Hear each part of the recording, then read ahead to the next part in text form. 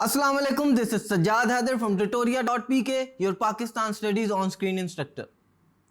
जब अयूब खान साहब ने मार्शल लॉ लगाया तो उन्होंने प्रोविंशियल असम्बलीज और नेशनल असम्बलीज को डिसॉल्व कर दिया। उनकी हुकूमत 1958 से लेकर 1969 तक रही। उन्होंने उस वक्त के प्रेसिडेंट सिकंदर मिर्ज़ा को डिपोज किया और उसकी जगह खुद इंचार्ज संभाला। तमाम चीज़ों का इंचार्ज संभालने के बाद उन्होंने मार्शल लॉ की जस्टिफिकेशन भी दी कि किन ग्राउंड्स पर ये मार्शल लॉ लगाया गया है।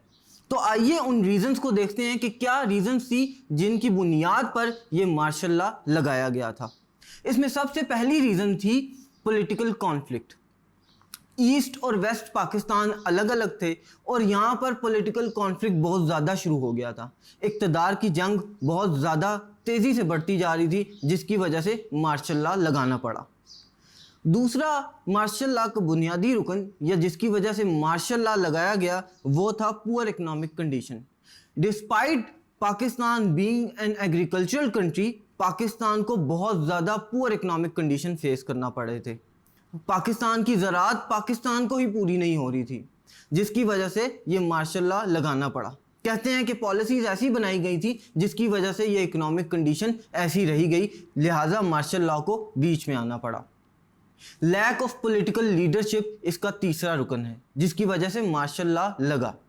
हुआ कुछ यूं कि कायदे आज़म मोहम्मद अली जिन्ना, लियाकत अली खान साहब और काफ़ी ग्रेट लीडर्स के लॉस के बाद पाकिस्तान के पास कोई पॉलिटिकल लीडर ना था जो कि पाकिस्तान को सही राह पर गामजन करता, जिसकी वजह से लैक ऑफ पॉलिटिकल लीडरशिप हुआ और तमाम पॉलिटिकल लीडर्स जो हैं वो अपने अपने सोचों में मगन रहे और अपने प्रोविंसेस तक मगन रहे, जिसकी वजह से मार्शल लॉ को आना पड़ा। स्मगलिंग एंड नेपोटिज्म जो है वो भी वहाँ अरूज पर हो गया था, जिसकी वजह से मार्शल लॉ लगाना पड़ा। कहते हैं कि रोल ऑफ ब्यूरोक्रेसी जो है वो बहुत हद तक आमराना हो गया था, यानी ब्यूरोक्रेसी के पास बहुत ज़्यादा पावर थी, वो अपने आप को बहुत ज़्यादा पावरफुल समझते थे और हर काम अपनी मर्ज़ी से कराना चाहते थे, जिसकी वजह से मार्शल लॉ लगाना ज़रूरी हो गया था। प्रोविंशियल पैडेजेस भी थे, यानी तमाम प्रोविंसेस अपने लिए सोचते थे लेकिन नेशनल यूनिटी की कोई बात नहीं करता था, जिसकी वजह से ये मार्शल लॉ भी लगाना पड़ा।